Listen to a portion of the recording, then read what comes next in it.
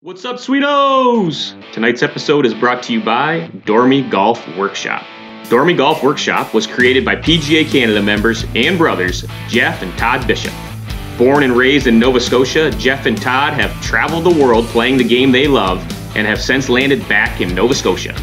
Through all of their worldly golfing experiences, the dust has settled, and now they offer you this, a handmade leather product that'll rock your socks. Dormy offers US Open covers, custom covers, NHL covers, US and Canada theme covers that are must-have accessories for golfers. Dormy head covers was created with the intention of bringing fellow golfers really cool covers and allowing the customer to be involved in the creative process. Real custom leather products that are a hole-in-one. Use code BLHC for free shipping to the US and Canada. For more information about Dormy Workshop, visit their website at dormyworkshop.com. That's dormyworkshop.com, D-O-R-M-I-E workshop.com. You can also follow them on Instagram and Twitter under their handle @dormyworkshop. Hello! Welcome back to the Blue Line Hockey Club, folks. We got another exciting episode 112 tonight. We got all of the usual suspects sitting in the house with us tonight. We have our producer, Patrick Uncle Lardy Sullivan. What's up, Patrick? Aloha. And our IT guy, the local Dirt On staff, Robbie Pete Peters. What's up, Pete? Hey, how you bombing him? And the all-around sports guru, Derek D-Train He2. What's up, D-Train? What's up, sweetos? And your host of the Blue Line Hockey Club tonight, Mark the Doctor Morley. Oh, doctor. You. Very special guest sitting in with us tonight. We have a legend from BU Men's Hockey D1 program, three-time national championship there. Was there for over, I think, 40 years exactly, 894 wins, third time all-time on that list, and just a legendary coach over there in Boston. We're thankful to have him on tonight. Jack Parker, how are you tonight? Great, glad to be with you guys. Yeah, thanks for coming on, Coach. It's a real honor. Thank you. So Joe Marsh put this together for us along with Pat Sullivan. We really appreciate Joe connecting with us. How many times did you guys meet in your careers? Not that many because we were in different leagues. We met in the national tournament. We would go up there once in a while, non-league games, and they would come down once in a while. When I first started coaching, St. Lawrence we were all in the same league. We were all in the ECAC. There were 17 teams in the ECAC league, and only 8 made the playoffs. So it was quite a league.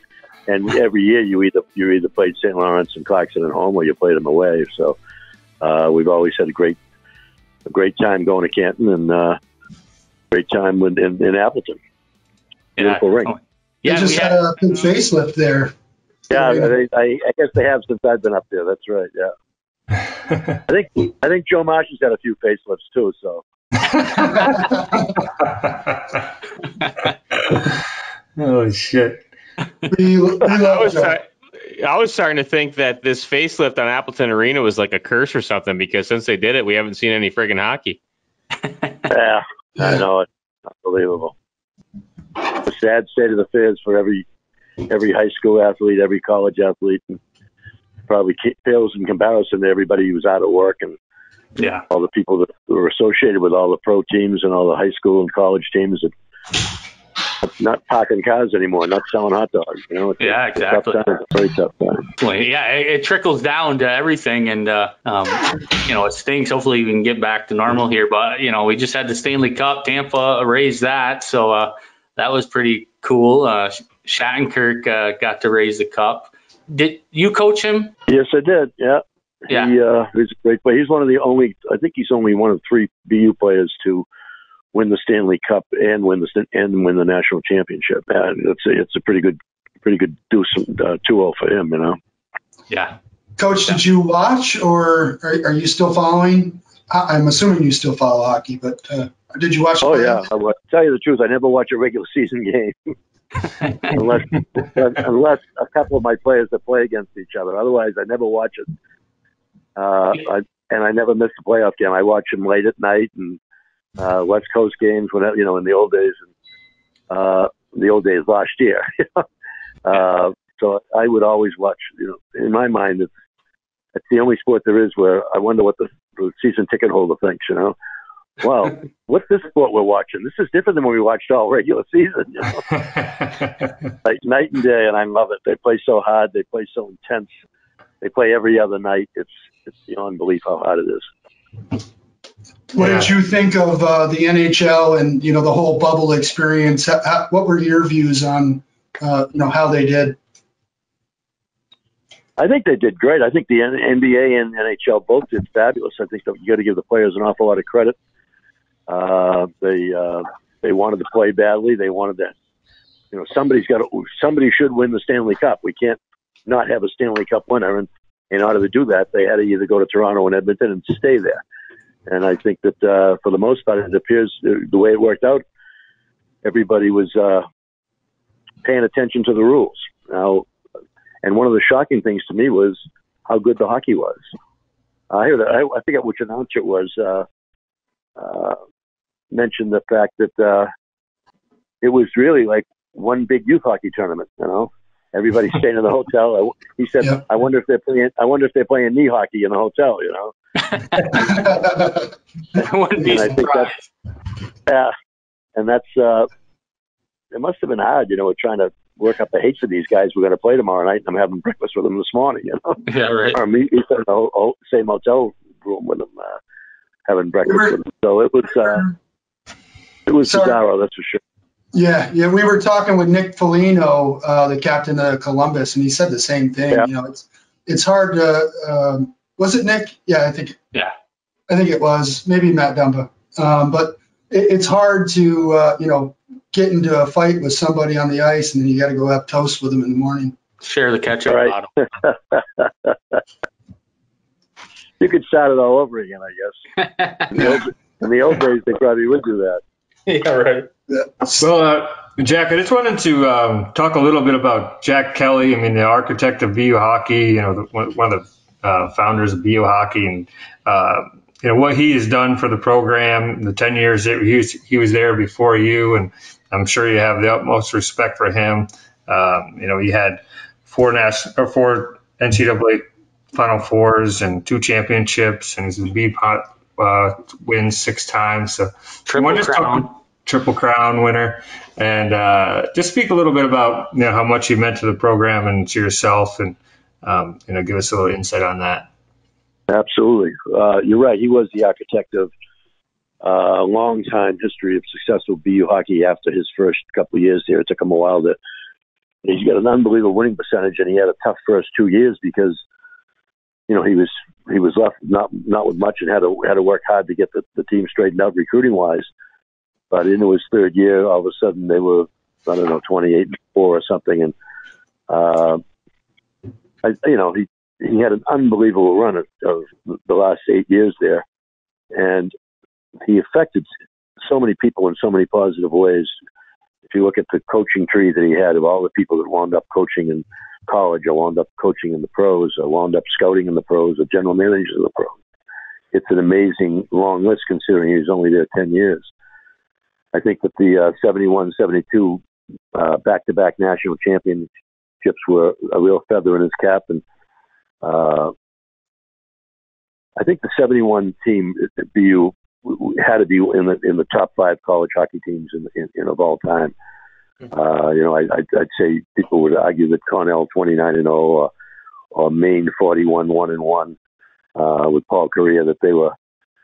I guess Danny Lodbo was the star of the 1970 Cornell team, but the BU team had a statistic that I don't think will ever be matched by any team anywhere, and that was I forget what the percentage of the points, percentage of the power play. They had a fabulous power play, and it might have been it might have gone to like a 44% rate for the year. But the stat that's really outstanding is that the Boston University hockey team and the 70-71 team under Jack Kelly scored more power play goals that year than the rest of than all their opponents' goals combined. So they got more goals on the power play than the opponents got total. Wow. I think it was something like 46-44. I mean, that's how good they were defensively, and that's how good they were on the power play. And I was an assistant coach on that team, so I saw it firsthand. And, I played for Jack. I got a scholarship to go to BU because of Jack Kelly. I played for him. I was his captain in '68. 2 years later, I was an assistant coach with him in 70, 71, and 72.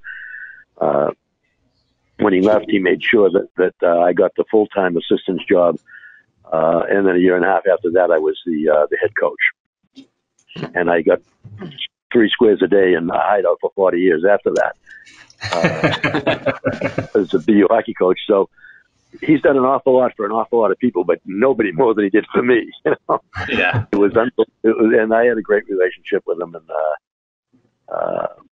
but he was a terrific coach and a terrific guy, and an unbelievable disciplinarian. You know, you're gonna work hard. You're gonna work hard in school, and you're gonna work hard on the ice. And of course, there was no off-ice training in those days. It was strictly you showed up for practice. You had 6 weeks of practice, and then you'd start playing games. So it was like the old NHL. You had time to get yourself in shape, and nobody got a team in shape like Jack. I mean, my players used to complain to me about, this is tough. Hey, you guys have no idea what I went through. You have no idea what I went through as a player. So don't complain to me, please. And that was one of Jack's philosophies. You know, we had to be the best conditioned team before you could be best in anything else. Another thing, when I was there, I don't know what the overall record was at BU for Jack, but when I was a player there, we played. You could only play 3 years in those days. In those 3 years, 66, 67, 68, we played the Boston teams, Northeastern, Harvard, and BC, a total of 28 times. Wow. And BC had players like Johnny Cuniff and Phil Dyer and Tim Sheehy. They had great teams. And Harvard was just coming back. They had guys like Kenny Perot and Bobby Bauer and Ben Smith. And Northeastern probably had their best 3 years they had on 15 years on either side of that. And in our 28 games against those 3 Boston teams, we were 27-1. Wow. And Jack always had the philosophy that you can't be the best team in the nation and you can't be the best team in the East if you're not even the best team in your hometown. So it was real important for him to do that, and that's why I think he won 7 out of his 10 bean pots as well. So I mean, damn. Maybe six out of 10. But he was an unbelievable coach that way too, making sure that we beat our arch rivals, our local arch rivals, before we got to anybody else.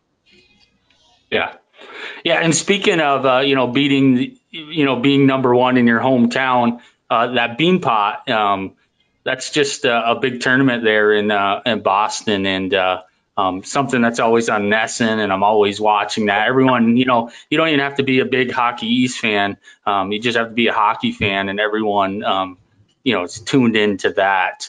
But that year in 72, the bean pot in the 60s, 50s, 60s, and 70s. That was the biggest tournament you'd play in. It was bigger than you would play. I can remember we played the bean pot every year. We played in the old Garden. It was 13,909. That was the magic sellout number.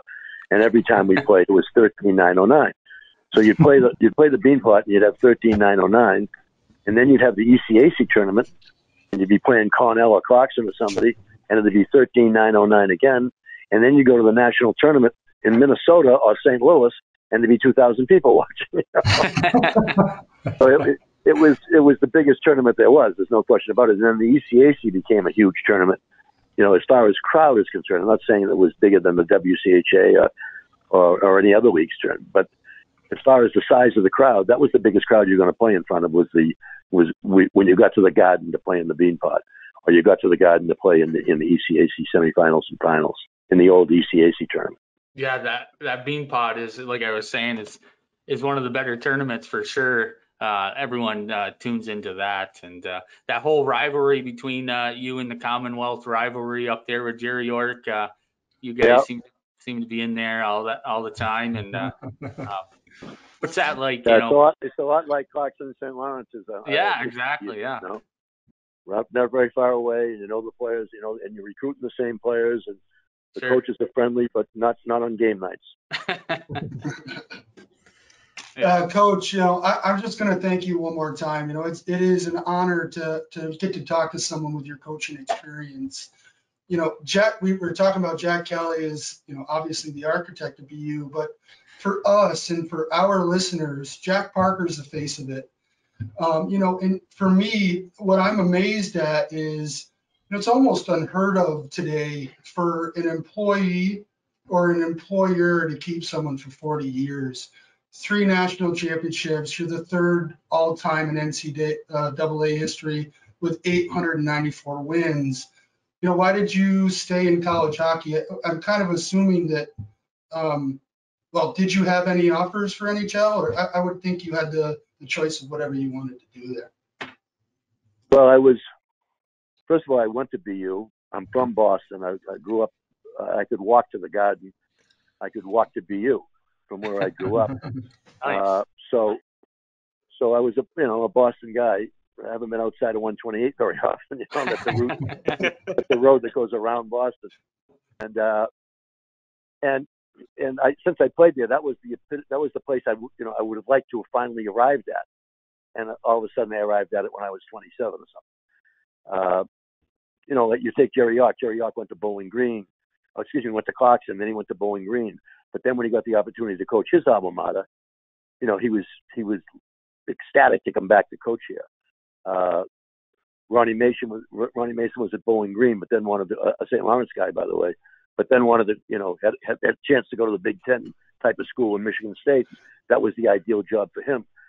Well, I had my ideal job from the get-go, so I wasn't going to go to another college team, that's for sure. Yeah.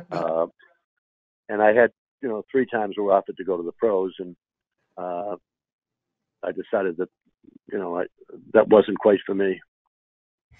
Yeah. I'll tell you the last time, and Harrison was great about it. Harrison is a fabulous guy, and I got on him extremely well. And when I said I wasn't going to take the job, he said, "Yeah, I knew you wouldn't take the job." I said, "Why did you say that?" This is the toughest job. He said, "This is the toughest." I said, "This is the toughest decision I've ever made." He says, "Yeah, I know." He says, "But at BU, I bet when you're in your office in the springtime, some former players come back to shoot the breeze and say hello to you. That never happens here." He Speaking of that, you've got quite the list of players that have either went to the Olympics, on to play in the NHL. What is that like for you to be watching the guys that you played hoist the Stanley Cup this year? It's got to be surreal at times. Well, certainly the 1980 Olympics was unbelievable. There were only 4 guys from the East on that team, and they happened to all be 4 BU guys. Sure. And we didn't have a very good year that year because 3 of those guys could have been back. But we people would say, "Geez, you didn't have a very good year, Jack." Huh? I said, "Not a good year. We won the Olympics, didn't we?" But whenever like I say, Jay Pandolfo and Chris Drury were the other 2 guys that won a Stanley Cup after winning the national championship. But I've had guys that, Eddie Ronan won in Montreal. I couldn't remember them all that won a Stanley Cup that played for me, but it's exciting to see them play. I remember the very first guy I had that went to the pros, and it was before 1980. Not too many college players went to the pros before 1980. And Mike Fiddler left in 1976 at the end of his sophomore year. He was a terrific player for us, and he was a big, strong, tough guy. And he went directly from BU at the end of his sophomore year. I think he might have been 20. He could have been 19, but he certainly wasn't older than 20. And he went right to the NHL and had a successful year, a career, except he kept having shoulder problems, and it wound up getting him out of I think he only played 9 years. He would have played a long, long time if it wasn't for his injuries. But he was a terrific player, and that was the first guy we ever had sign a pro contract. It was kind of unheard of, especially in the East. Especially a guy, like Red Berenson left Michigan after he graduated to go play in the pros before 1980, but it never happened before that. And Fiddler was a terrific player. And I remember, so that was the first time I had a chance to go watch one of my former players play in the NHL. And it was heartwarming to see him. He came into Boston his first time into Boston. He played for the Cleveland Barons at the time. And I think he got 2-1 the game he showed up. Of course, all his family was here. He lived in Charlestown, which is literally within a stone's throw of the Garden. And it was quite a thrill for me. And I've had that with many other guys. But I don't think anything was anything would touch the David Silk, Jack O'Callahan, Jimmy Craig, Mike Erizzione, 1980 Olympics. That was those three, especially Mike. They're all living off of that still. Yeah. We had Mike on, and he had a lot of good things to say about you, Coach. He said that you were tough. Well, He said you were tough, too. You said Jack Kelly was tough. The way you got to be, man. It's the way you got to be. you have to be with the guys I coached, I'll tell you that. Hey, Coach, Yeah. I just wanted to touch on Hockey East. I know you guys were ECAC for a little while. We talked about that earlier, but you guys eventually, I think, 37 years now you've been Hockey East, and it's just consistently proven to be the strongest, NCAA Division I men's hockey league. I mean, 15 Hockey East players named to the 2021 U.S. National Junior Team already, and you go down the list and they're BC, BU players. You got a Northeastern player on there and a Providence player, but you guys seem to just all the cream of the crop want to just go to Hockey East, and UMass Lowell's got that new arena. I forget when they put that in there.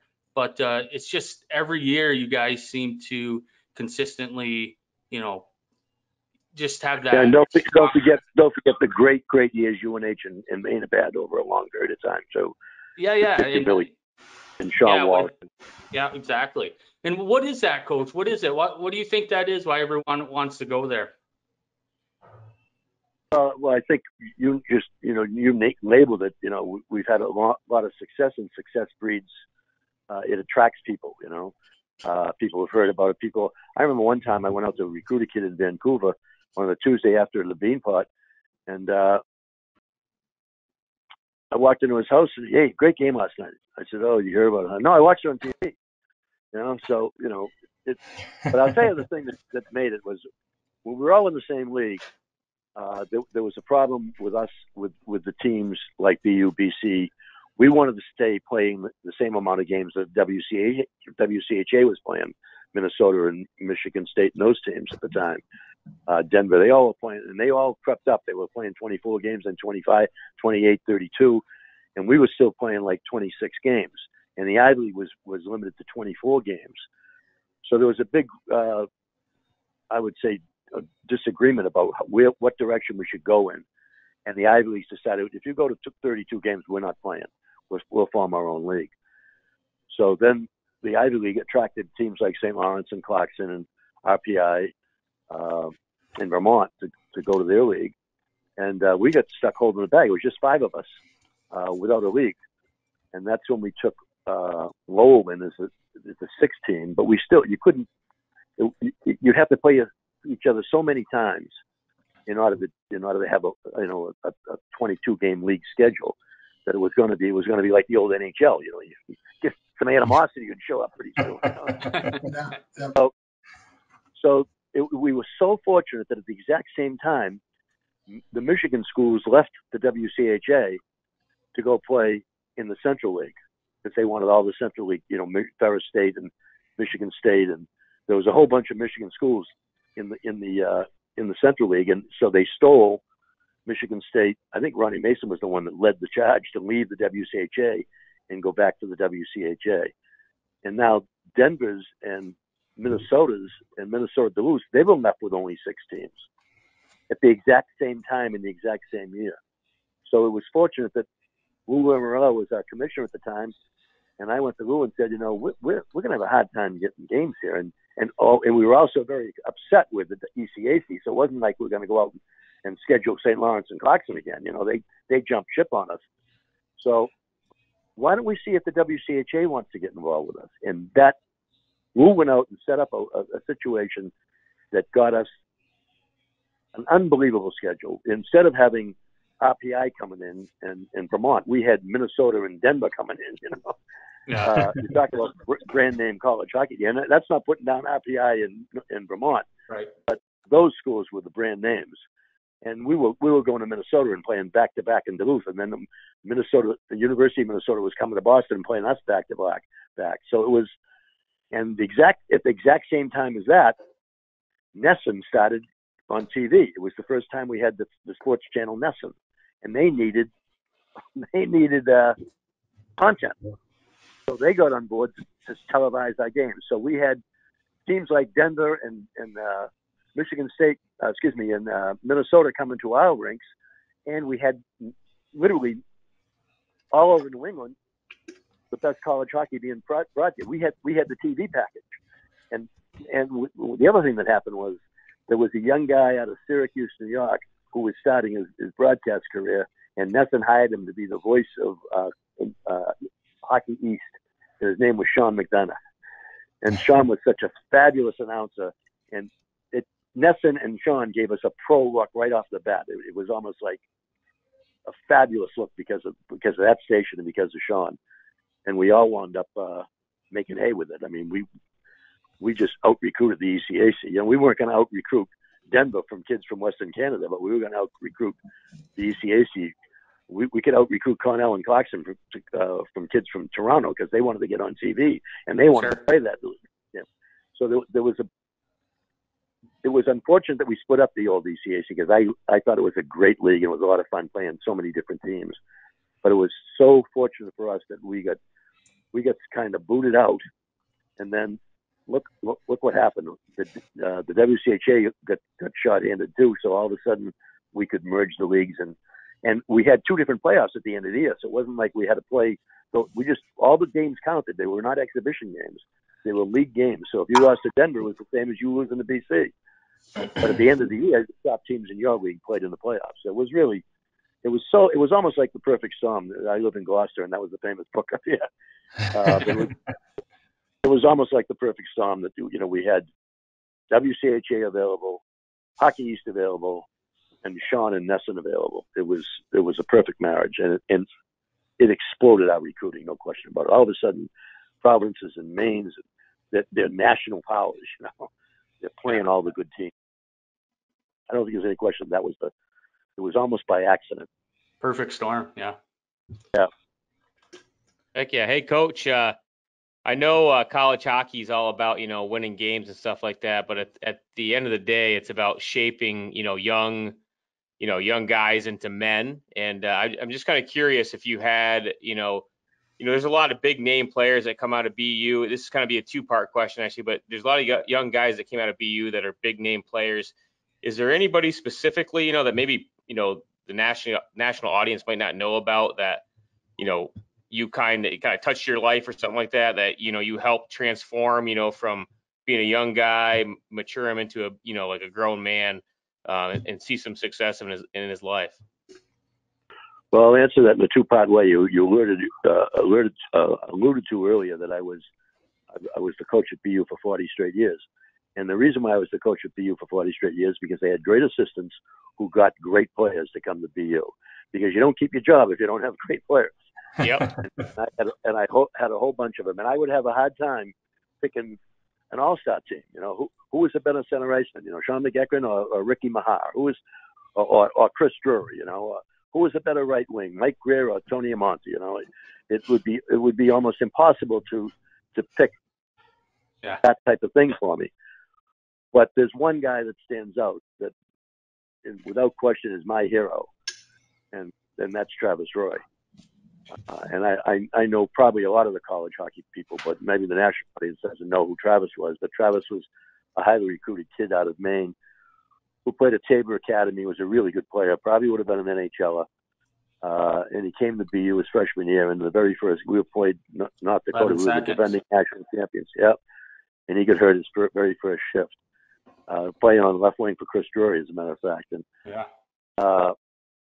and to this day, he's my favorite player.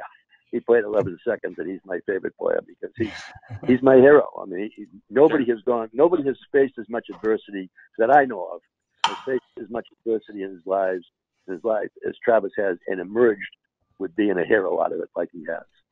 It's an unbelievable story. It is.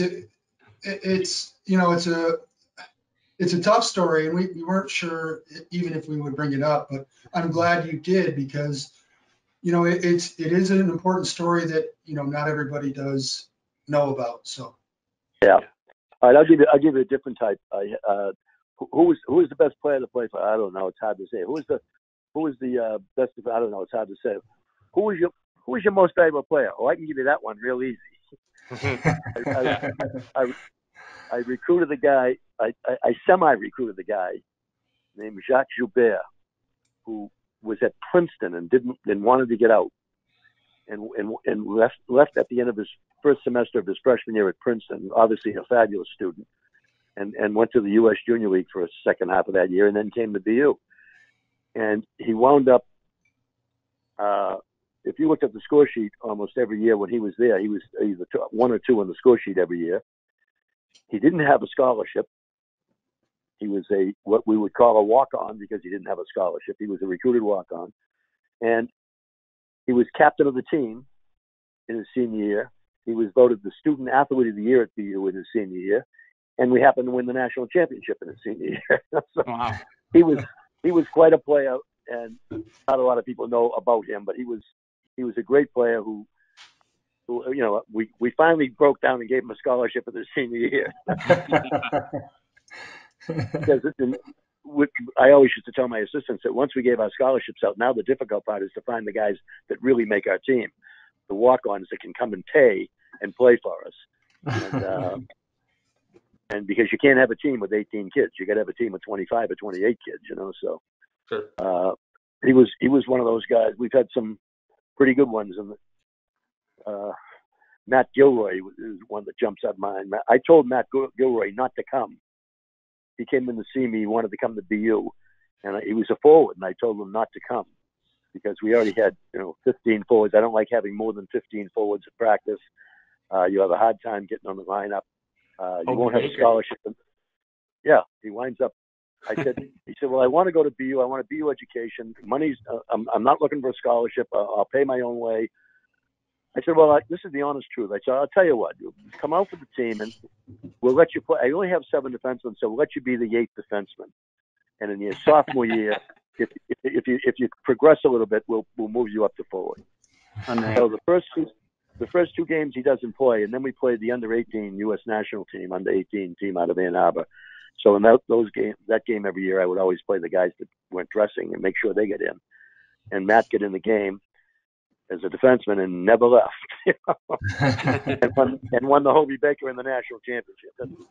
That was, and he was a walk-on. Unreal story. I know we got a podcast here, and we've had some good guests on it. You're up there with some of the good guests, but we know you had a player, Ryan Whitney, who has a big podcast. Have you been on his podcast? And how was Ryan as a player and a person off the ice? First of all, I've never been on his podcast, but good. We're the first one. This is the first one I've ever been on.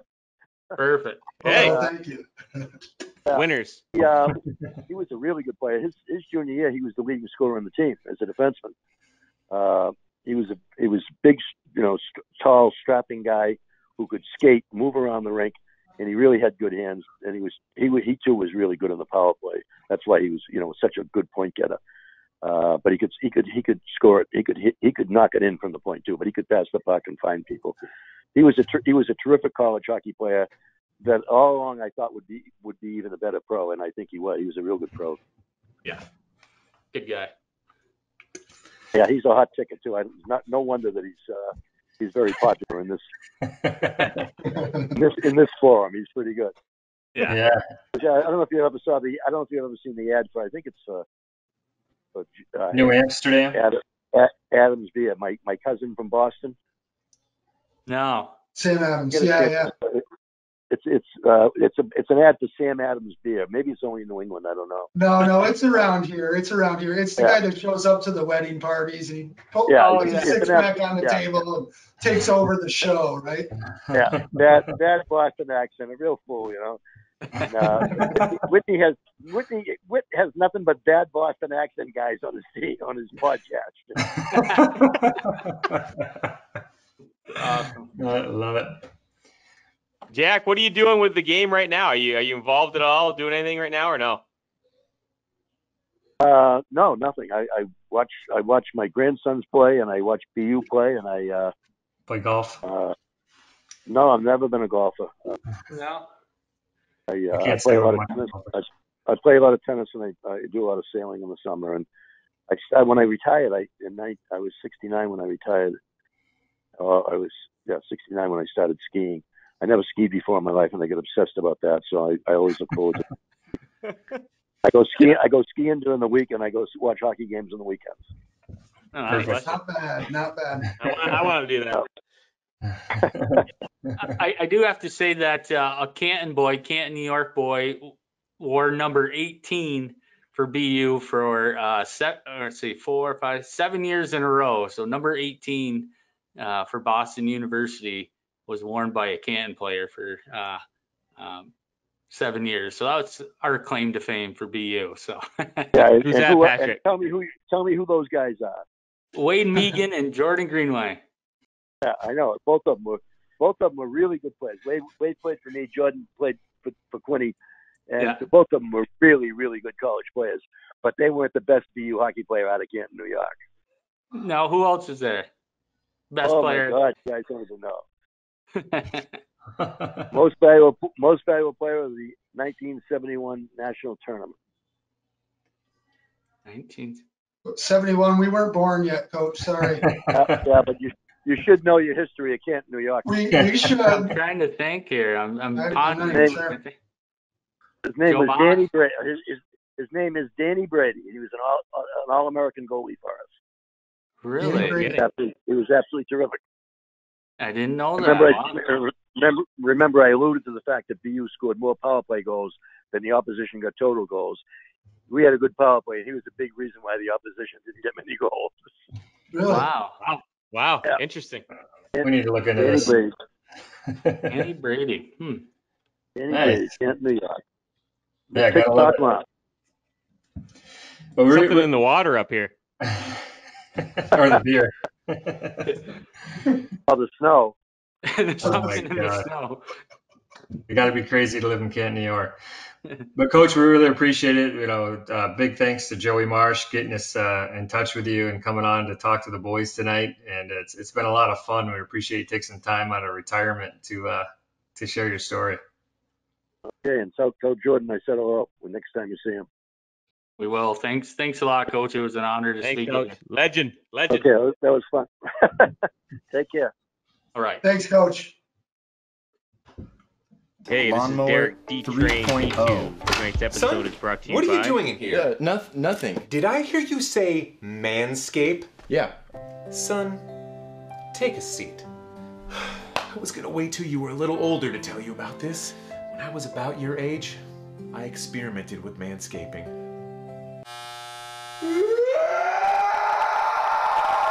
Dad, that won't happen with the new Manscaped Lawnmower 3.0. It's made with skin-safe technology to help reduce against nicks and cuts. You can even shave your gooch. What's a gooch?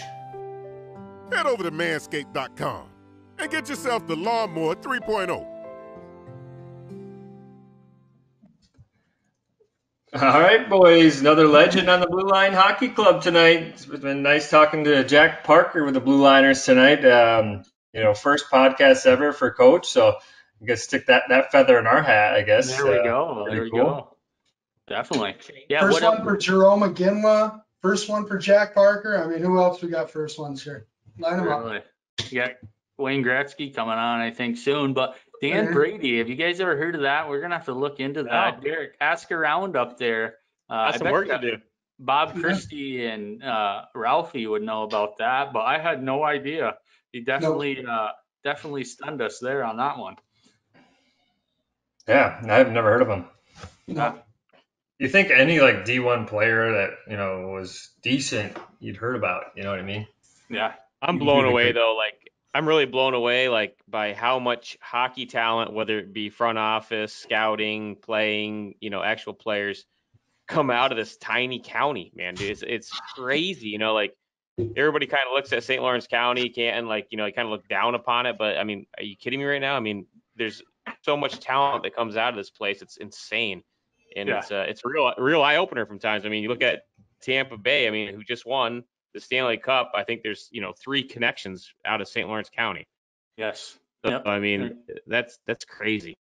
It's just, I mean, eventually we're going to get labeled as a hockey hotbed up there, right? I mean, the amount of people, Jimmy Howard, Zach Bogosian, Derek Lalone, the list goes on and on. But yeah, I mean, that's what we do. We play hockey up there.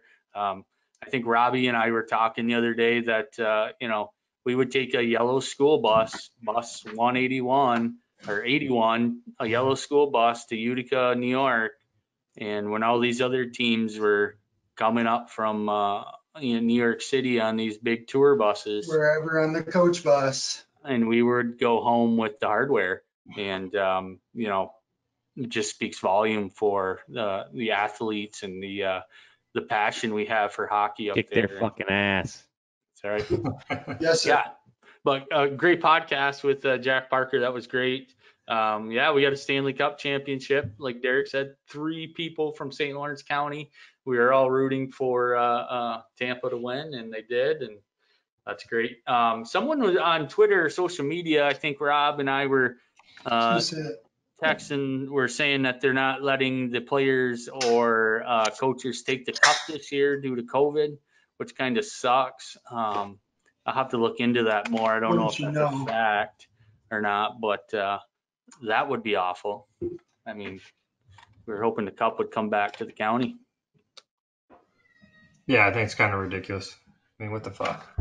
It's a Stanley Cup, right? So, I mean, one of the experiences, one of the things that I got out watching the game the other night when they won, one of the big parts of winning the Stanley Cup is taking the cup after the game, hoisting it over your head, and doing a little lap around the arena, which must have been really weird because these guys would grab in the cup, giving the screaming, and nobody's there. You know what I mean? They're screaming in front of their buddies on the team, which, they're all, super excited to win the Stanley Cup, but they lost out on that experience as well. As far as, I mean, Ovi got flashed. I mean, there was nobody showing tits on that in Edmonton. When he got the cup. I don't even think they had any cardboard cutouts for him. No. They got fucked completely. But Zach Bogosian definitely showed his excitement when he grabbed the cup. He let out a roar. That was pretty cool. A lot of good shots of him holding the cup up in the air. Just different experience than what we're used to seeing after the cup is won. So, that kind of sucked for them, but they had their own little party going in the locker room after the game, the plastic up, the champagne splashing everywhere. So, I mean, they celebrated like crazy, and I'm sure they still are, but I think they lost out on some of that experience of hoisting that cup in front of a full arena. Yeah, they had a boat show today in Tampa. I don't know if any of you guys checked that out. They took the cup out on the boats, and they were driving up and down the waterway there in Tampa, and a huge boat show. And so that was pretty cool. I checked that out. That's on NHL.com. If you guys. They got on the friggin' jet skis and stuff with it. That has to be an insurance liability right there. Don't drop that fucking cup in the ocean, please. Yeah, right. Exactly. So I know, right? That fucker sinks, and the divers out there. I want to just bring up Bogosian again. I mean, what a surreal year for him, with the whole fucking debacle in Buffalo. And then, he gets traded to Tampa and wins the cup. Like, what bigger kick to the cock is it for Buffalo Sabres fans? I mean, it's just great for Zach because obviously we're all homers of Zach. His career looked like it was dwindling. He gets traded. Buffalo sends him to the AHL. He gets traded and wins a cup, and that gives him another 2-3 years easily. He signed a 1-year deal with Tampa, so I think October 9th is when all the free agencies are up, so people can start signing again.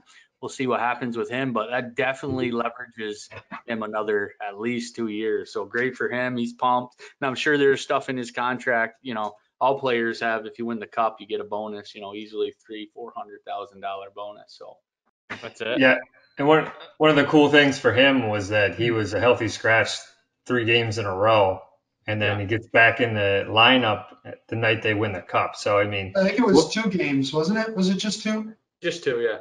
Just 2, but 6 You know, games. You think he only played? I think he only played 2 games, but I'm not really sure. But either way, to be in the game, to be on the ice, to play the game that won the cup, a lot better experience for him than being up in the press box and coming down, putting your equipment on to go out on the ice. Like Stamkos and a couple of the other guys had to do. So I was really happy for him to see he was in the lineup. I was actually watching the game and they panned the bench and I saw his backup sticks, number 24 on the bench. I'm like, nice, he's in the fucking lineup tonight. Yeah. They don't release that Big shit. dogs gotta eat, man. And that's the thing is, not only did they put him back in the lineup, but he was out every other fucking shift. So I have to scratch my head, like, huge hit in the beginning of the game. I was gonna say he played hard. He played hard too. Like he made his presence felt right away. And I would like to give a shout out to Pat Sullivan for using a very big word, dwindling. That's high in the vocabulary level for that guy. Dwindling. DW IGL. There's Google when you need him. Windling. Okay. Yep, and then we got Derek and Mark. Mark's more of a Toronto fan than a New York Rangers fan. I don't know. He goes back and forth. He's kind of a snowflake, but Lundqvist is done, boys. What do you think they about bought him out. Yeah. Hey, yeah. 15 years. It's a new era, man. Where's he gonna go? There's a lot of teams that could use him. So, do you think he's going to be done, or do you think he's going to hang him up, or he'll be somewhere. He'll definitely be somewhere. Like I love the Rangers. I love Lundqvist. Actually, I really do. I love that guy. And he brought a lot to that organization, and unreal. Forever grateful to what he brought to that organization. But he could just never. I don't know. I mean, I don't think it was ever his fault really. It was just they never put like a really good enough team around him to make it happen in the playoffs. The guy stood on his head, season after season after season, but he didn't ever seem to just be able to, kind of seal the deal at the end of the day. But it's time to move on, man. I mean, he's played every opportunity in the world, man. It's time to move on to some of these younger guys, Georgiev and, the rest of those backups there, well, quote unquote backups that have been in New York for a little while now. It's their time. So Lundqvist had every opportunity he could get. He definitely he'll end up somewhere. I mean, he's going to be with some maybe like a young squad, that's kind of up and coming, might pick up a veteran goaltender like him to kind of kind of carry the ship over, give him an opportunity. So we'll see what happens. I'm not sure where he's going to end up, but I think he'll end up on his feet somewhere. Yeah, I mean, even if he's sorry, Mark, even if he's like a backup goalie, I think he could play for another 3 years. But he was drafted in 2000, and he was drafted 163rd overall. I looked it up. There's 20 goalies taken over him, and the only goalie that I knew, ever heard of him, was the number 1 pick in the 2000 NHL draft. The number 1 pick by the New York Islanders was Rick DiPietro. All the other goalies I've never even fucking heard of. And he was 163rd pick. He holds all the records in New York. He is the king of New York goalie wise. Every record that's for a goalie and as a New York Rangers wearing the red, white, and blue outfit or jersey is Henrik Lundqvist. So what a player. He'll definitely end up somewhere. Unless it's not about money. He doesn't need to make, let's say Florida Panthers or Toronto or someone signs him for a 2-year deal for $4 million. Like the $4 million is irrelevant to him. He doesn't need that. It's just not to mention Pat too. Not to mention, I mean, his success on a national level, like in the Olympics with Sweden too. I mean, he's got success everywhere he goes. So yeah. Or the other option, it might be a really good team that just needs like a backup goalie, like Pat said, maybe out in Colorado. They talk about the Hurricanes making the playoffs year after year and not being able to make it happen. Peter Mrazek, I don't think is your, outstanding goalie that's going to win you a cup. Do they need somebody like Lundqvist to be backing him up? They do have some young goalies there too. But, the thing is nowadays, whether you're the starter or the backup, you're playing, 30 games because, that's just the way the NHL is now. That's the way it is. So, 2 goalie system, is huge for these guys back in the day when it was, the same goalie playing night in, night out, playing 70 games. You're not seeing that shit anymore. So now it gives some of these older goldies some opportunities. I think we're going to see this similar thing with Jimmy Howard, what happens with him. Yeah. And the other talk that we had this week, I'm sure we're going to bring up, is the Jack Eichel talking with the Rangers. So does this buyout of Lundqvist's contract? I mean, I'm not privy on the numbers, but does that free up numbers for a big signing like Eichel? Yeah, for sure. I mean, that's the rumors on social media. I mean, is Buffalo dumb enough to let him go? Is he not happy there? Is he requesting to leave?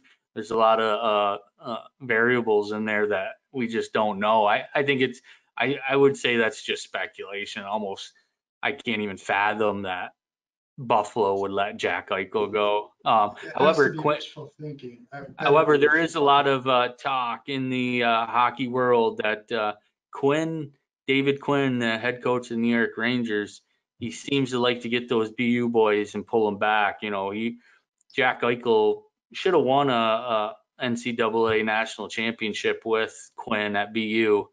I don't know if you guys remember, but the goalie for BU caught a puck in overtime, caught the puck, and went to throw it behind the net to his defenseman to play it and threw it in the net. No. So they lost. And Jack Eichel was part of that team. Definitely should have won. So who knows? David Quinn, maybe that happens a lot in the NHL, right? All these coaches want to get the players that they drafted or they're familiar with, and happens all the time. I'm sure Eichel wants to get the fuck out of Buffalo. I mean, he hasn't had any success. I mean, the team is a gong show. I mean, you talk about what they did 3 months ago when they fired everybody and brought up all new staff in, and I mean, 23 people. Yeah. What's this tell the players, right? Especially the team that's the guys that have been there a while. Like, Jesus, what the fuck's going on? We're starting over again. I mean, every year it's like, okay, we got, first round draft pick. What's this going to do? Still suck. Good for first 10 games of the season, then we suck. So I can't blame them. A team like the Rangers coming on, really showing some rebuild and, it's looking like they're going to be a pretty good team with these young guys. It'd be a good spot for them. Yeah, Greener over there too. Greener over there. Come on, Quinter. See what happens. Come on, Quinter. What about the Stahl brothers? Got a little trade. The Stahl brothers are three boys in the NHL. Eric just left Minnesota. He's in Buffalo. Bismo Buffalo. Is that a new nickname? Should we start calling them Bismo Buffalo? And then the Rangers there. Which one is that? There's Eric. Mark. Jordan's here in Raleigh. Yeah, Jordan and Jared's the youngest. Mark went from the Rangers to refresh my memory. Where did he just get traded to? Yeah, you had to say that. Anyway, so what I was getting to is the Stahl brothers are getting old. I mean, they're our age. They've been in the NHL forever. I think most of them went through Raleigh here and played. Eric won a Stanley Cup here. I think all of them except Red Wings. 2 out of the Red Wings. Detroit, yeah, thank you. Yeah, that's right. Yeah, Mark went to the Red Wings. So I think Mark's the only one that hasn't won a Stanley Cup. The other 2 have. So, Jared's the youngest. He never really made it in the NHL. He's just been bouncing around the minors a little bit, but he's a right-handed shot. All the rest are lefties. So right-handers are just fucked anyways. Rob, are you a righty? I think I'm the only righty on this show. Exactly. There you go. Yeah, so Mark Stahl's had his whole career in New York, so another big change for the Rangers to let somebody that go like Lundqvist, now Mark Stahl. We're just seeing more of this rebuild happening there. Younger guys are going for. Rangers are going to be good. I said that like 10 podcasts ago that in 2-3 years, Rangers are going to be killing it. So yeah, they're pretty good. They were almost right there this year. Like a couple bounces of the puck, and they looked pretty good. Yeah. So can I just say back to Jack Parker? What a good guy he was. He had a good personality. Joked him cutting up. Great podcast, yeah. Good show tonight with him. Super excited. It's just, Derek, I think, says this every time. For a guy with a 40-year career, he didn't have to come on and say hi to us. He didn't have to come on. But for him to come on and, just be a Hockey good guys. guy, just another good dude. Speaks volumes for the hockey community, yeah. Makes you wonder, doesn't it? Like a little bit, like, what do these people? I mean, this guy, 40 years at a legendary university, he's a legendary coach, and like he comes on, and you talk like you're talking to your uncle or something like that. You know what I mean? Like, it's weird to me in a way, because it's like, do you think they even understand like the gravity of what they've brought to the players that they've come in contact with? You know what I mean? Like, do you think they understand like the gravity of what their career was, or do you think it's just like they just go to work every day like you and I, and like, the successes are the successes, and it is what it is. It's pretty amazing to talk to these people, because from the outside looking in, you look at people like this, and people at pro level athletes, people you look up to, like they're kind of like on some pedestal, and I think they themselves kind of just look like, we're just normal people, like doing my job, so it's a very interesting dynamic, and it's pretty cool to like talk to these guys and just see how humble they are. So it's pretty awesome to do this. I mean, for the next, our lifetime, you go by Agnes Arena, where BU plays, Commonwealth Ave in Boston, Massachusetts. What is it called? McGinnis? No, Agnes Arena. Agnes. There's a bronze statue of Jack Parker out there with his glasses and his clipboard. So no big deal. So I mean, he's a big part of BU hockey, and for him to, like Rob said, just to come on and give us his time and talk to us. But you're right, Derek. I mean, does it even sink into these guys that who they are and what they accomplished? I just think they're just normal hockey guys, and this is just all they've done, and I don't know. It is humbling, yeah. So I mean, I think for him, Jack Parker, he's done it all at the college level, and I think if you look back at his career, and when we talked to him, and he mentioned he had opportunities to go to the pro, and he stayed loyal to BU. That kind of shows you the testament of humility. He didn't need that pro career to tack on to his resume. You got two type of people I feel like that we talked to on the show. You got people like Jack that really don't like to talk about themselves and their accolades unless they're asked about it, and even then they'd rather talk about Jack Kelly. And then you have the guys in the pros that once they retire, they like to come on and talk about their career because they've lost part of themselves. Sure. After the game is over, right? So who are you? Well, I'm a professional hockey player. Well, who are you now? Well, I'm a retired professional hockey player. So they're not getting all the attention. They're not getting the women gawking at them. They're not flying around in private jets. All the bullshit that comes with it ends, and you're a normal guy. And again, you might see people out that recognize you, but for the most part, you become a normal guy again. Yeah. So sometimes those guys, they come on, they want to really talk about their career and, the shit they did, just to kind of get back to where they were when they were playing and feel that type of, being on that pedestal again. Sure. That makes sense. Yeah, for sure. Yeah, definitely. I agree with you 100%.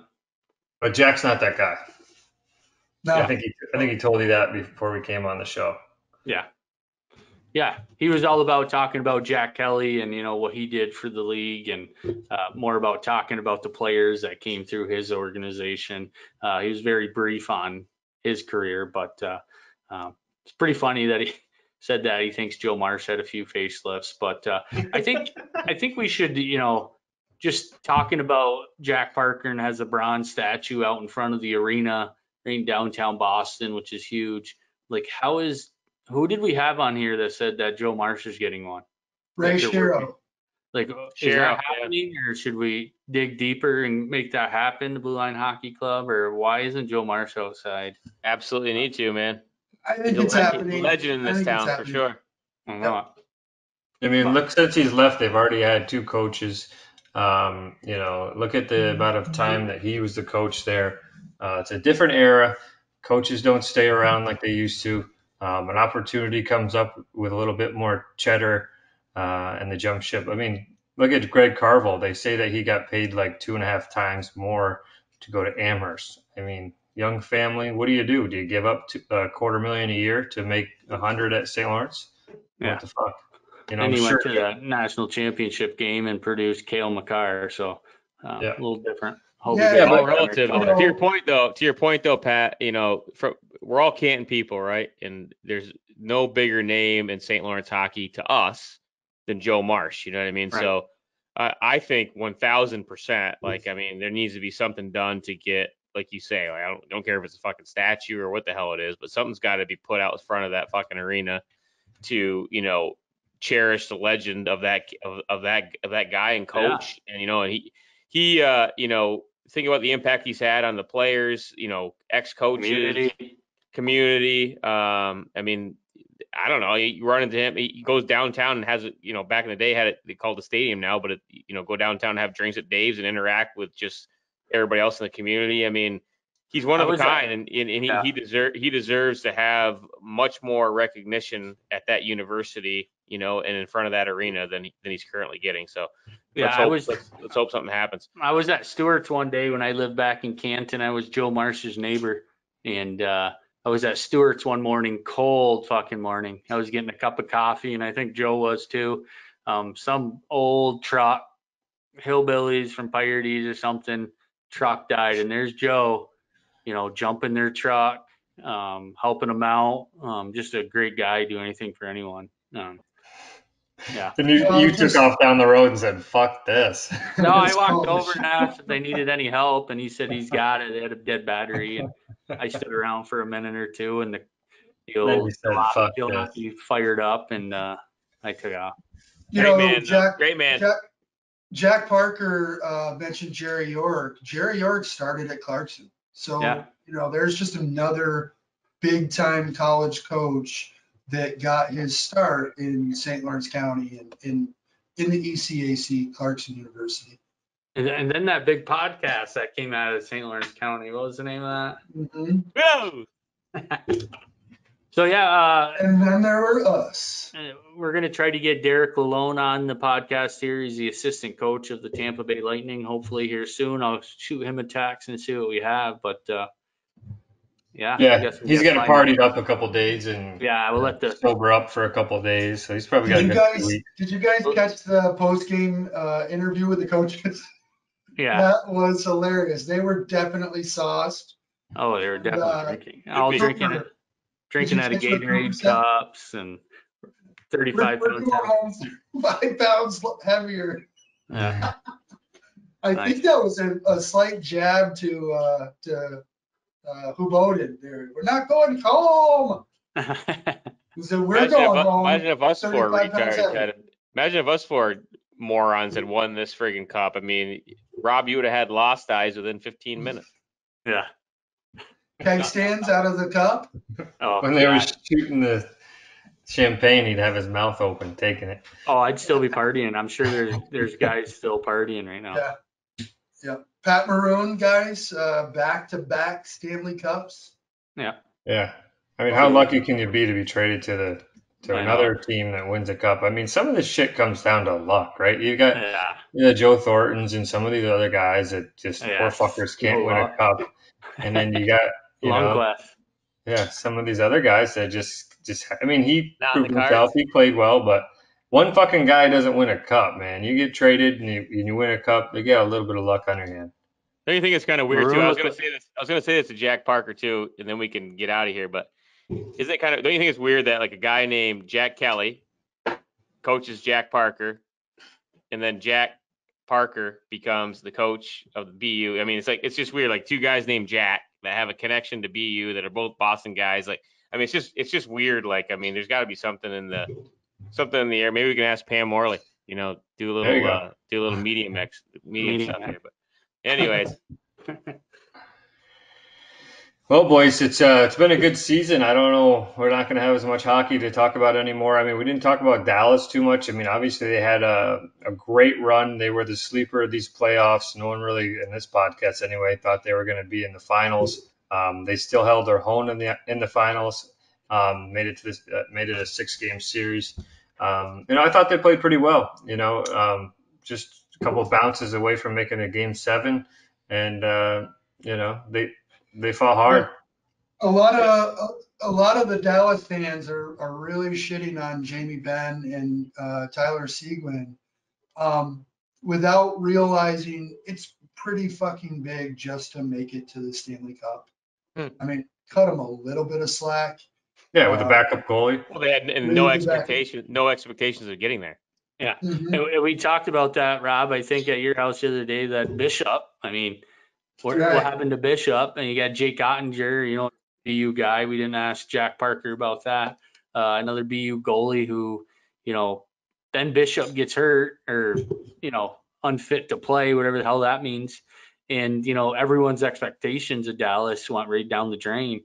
And, you know, Jake Ottinger, a rookie goaltender, gets to play, and they make it to the Stanley Cup. I mean, came out of nowhere.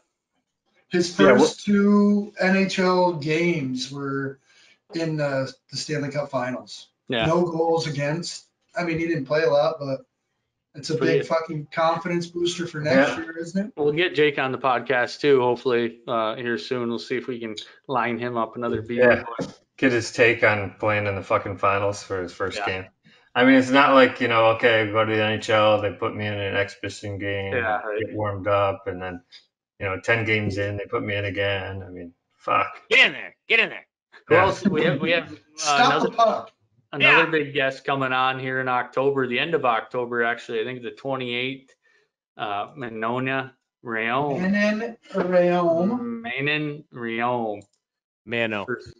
Mano. Yeah. Derek, October 28th. Coming on. Rhéaume. Rhéaume. So Derek used to have the poster and freaking half to that all the time. Fuck, he's got it in storage. So what? But yeah, we got a few guests coming up. So I know there's not a hockey coming on, but we got some guests still coming up here. We got free agency, we got signings coming up, we got the NHL draft, and a few things. So we'll probably take a vacation for a little bit, but we got a few more podcasts. Hey, Pete, give us a little bit about the new sponsor and touch on Manscaped quick. 2 sponsors. Dormy. Our newest collaboration is with Dormy Workshops. They are a custom leather head covers for your drivers. From what we can tell, we don't have them in our hands yet, but they're fucking awesome. We got our mock-up designs, the Blue Line Hockey Clubs. They're sick. I'm super excited to get them in my hands. I'm super excited to be able to give a giveaway. We got one that we're going to use for social media to give away. What more can I say? Real leather, custom-made head covers for your drivers, woods, whatever. Yeah, they're pretty sick. Golf fun. Yeah. Now we got covers to cover our wood, and we've got Manscaped to clean our balls. There you go, your balls. Well, thank you. We're lucky to have a code for anybody that wants to buy Dormy, the head covers. Use BLHC for free shipping in Canada and US. For the US people, that's big money, so it's worth it. Use that code, you're going to get a free shipment in the States. For Manscaped.com, use BLHC20 and you get 20% off plus free shipping to either US or Canada. And for Manscaped, it's the opposite. You're going to get free shipping to Canada. So that's huge for our Canadian listeners. Go check them out. It's good products. All right, boys. Another great one. Jack Parker tonight, boys, for episode 112. And check us out on Facebook, Twitter, and watch us on YouTube for all of our good-looking faces on our podcast. And don't forget to go to BlueLineHockeyClub.com for all of our past podcasts. We got all kinds of good ones on there, 111 of them. So check us out. And until next time, boys, keep your stick on the ice. Tell you. Oh, doctor. Meow. Keep your head up. Meow.